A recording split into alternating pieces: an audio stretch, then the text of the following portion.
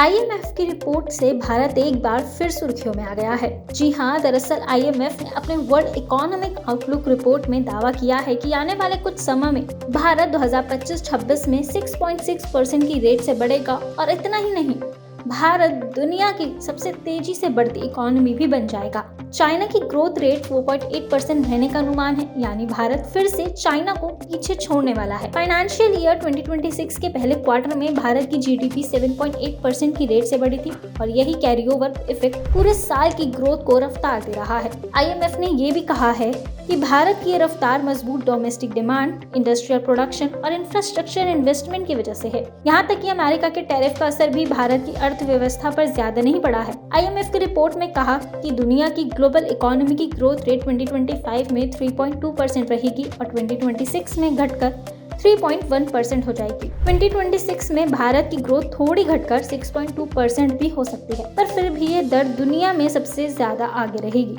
लेकिन दूसरी ओर IMF ने ये भी चेतावनी दी है कि प्रोलॉन्ग्ड अनसर्टेनिटी, राइजिंग प्रोटेक्शनिज्म और लेबर मार्केट में चेंजेस ग्लोबल ग्रोथ को धीमा कर सकता है। IMF ने सरकारों को सलाह दी है कि वो ट्रांसपेरेंसी और जिम्मेदार नीतियों के जरिए निवेशकों का भरोसा वापस लाएं। भारत सरकार ने भी अपना आत्मविश्वास बनाया हुआ है। उनका अनुमान है कि 6.3% से 6.8% के बीच ग्रोथ रहेगी।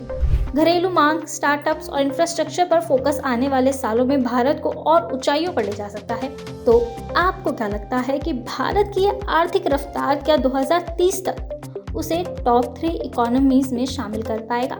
कमेंट में हमें जरूर बताएं।